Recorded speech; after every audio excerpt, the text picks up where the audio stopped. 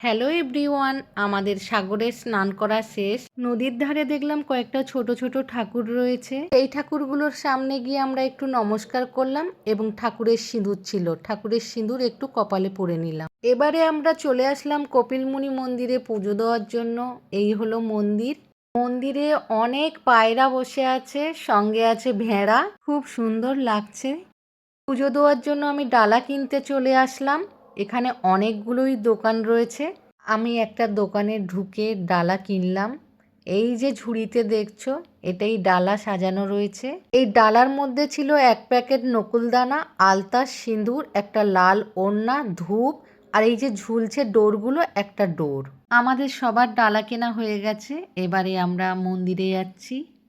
মন্দিরে এসে ঠাকুরমশাইকে ডালা দিয়ে দিলাম। ঠাকুরমশাই আমাকে টিপ পরিয়ে দিল। এখানের পুজো একটু অন্যরকম, নাম গোত্র কিছুই জিজ্ঞাসা করলো না। যাই হোক, ওদের মতো করে ওরা পুজো করছে, সেটা কিছু বলার নেই। এখানে ভিডিও তোলা, ছবি তোলা সবই বারণ, কিন্তু এখানকার সিকিউরিটি গার্ড ভীষণ ভালো ছিল। ওনার কাছ দিয়ে পারমিশন নিয়েই কিন্তু আমরা ভিডিও তুললাম, ফটো তুললাম। উনি খুব ভালো ছিল, না হলে সবাই তো আর পারমিশন দেয় না। যাই হোক, পুজোটা বেশ ভালোভাবেই দিলাম। আমি সাগরে অনেকবারই এসছি। আমার বাড়ি থেকে খুব একটা দূরে কিন্তু সাগর নয়। বাড়ির কাছে সাগর বলে খুব যে ঘন ঘন আসি তাও কিন্তু না। পরের মাসে সাগরে পৌষ সংক্রান্তিতে স্নান করার যোগ আছে। সেই সময় এখানে বিভিন্ন দেশের মানুষ আসবে স্নান করার জন্য। সেই টাইমে স্নান করাটা একটা ভাগ্যের ব্যাপার।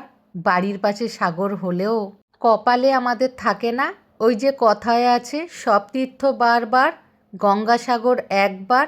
বাড়ির পাশে সাগর হলেও ওই টাইমে আসা হয়ে ওঠে না। ওই টাইমে বিশাল বড় মেলা হয়। ওই সময় আমার স্নান করার খুবই ইচ্ছা আছে সাগরে। ভাগ্যে যদি কোনোদিনও থাকে সুযোগ, আসা হবে। শুধু তাই নয়, ওই সময় অনেক কিন্তু সাধু সন্ন্যাসী দেখা যায়। আজকে কিন্তু কোনো সাধু সন্ন্যাসী দেখতেই পেলাম না। নকুলদানা খাবে, নকুলদানা নকুলদানা খায়? আমি তো দিলাম, খেলো। ও বাবা, হাত থেকে খেয়ে নিচ্ছে। ওই ও আমার কি এগুলো কোথায় বাঁধবে? বাঁধো। গিটের উপর গিট দিয়ে দেবো? এই তো এই ত্রিশুলে বাঁধো, এই তো ত্রিশুল। এই ছিল বাঁধি। হর হর মহাদেব। সে বলে না, ও হাতে মারতে পারবি না, কারোর গিটে মারতে হবে। করছে ভিডিও? দাও একটা ছবি তোলো তো। পুজো শেষ হয়ে যাওয়ার পর আমরা চলে আসলাম মন্দিরের পাশের একটা পুকুরে। পুকুরটা ছিল বিশাল বড়, আর এই পুকুরের মাঝখানে ছিল একটা সুন্দর মূর্তি, মা গঙ্গার।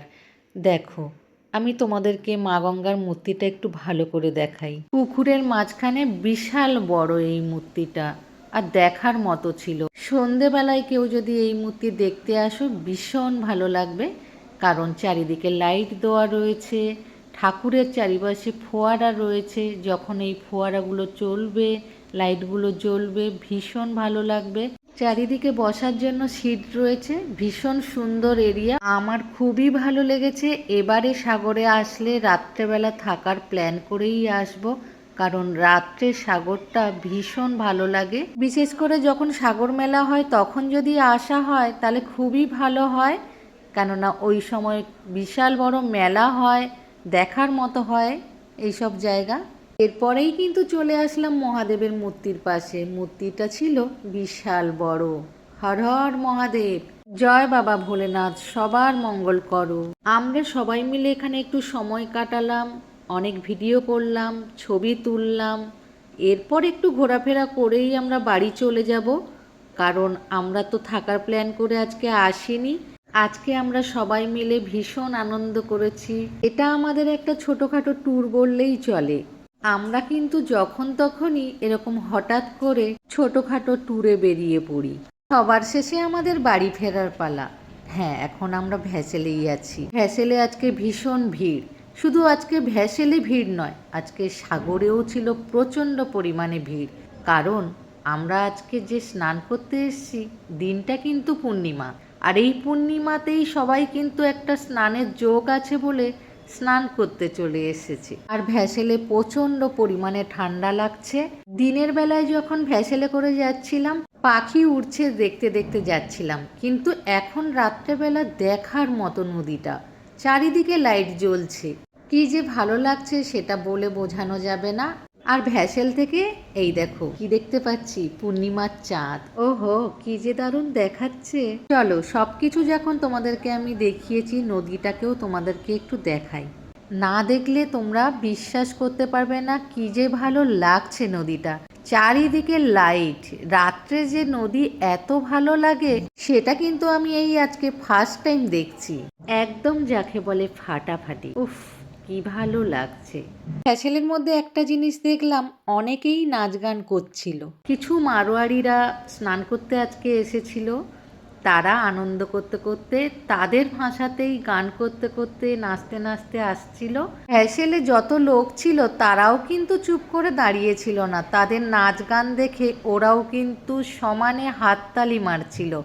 আমি একটু দূরে দাঁড়িয়েই কিন্তু ক্যামেরাটা করেছি, তো আমিও খুব আনন্দ করছিলাম, ভীষণ ভালো লাগছিল। এগুলো তো সবসময় দেখা যায় না, এক কথায় আমি হাঁ করে দেখছিলাম। ফাইনালি আমরা পৌঁছে গেছি, এবারে আমাদেরকে নামতে হবে। সাগরে যা যা ঘটেছে, যা যা করেছি সবটাই কিন্তু তোমাদের কাছে আমি কম বেশি তুলে ধরার চেষ্টা করেছি।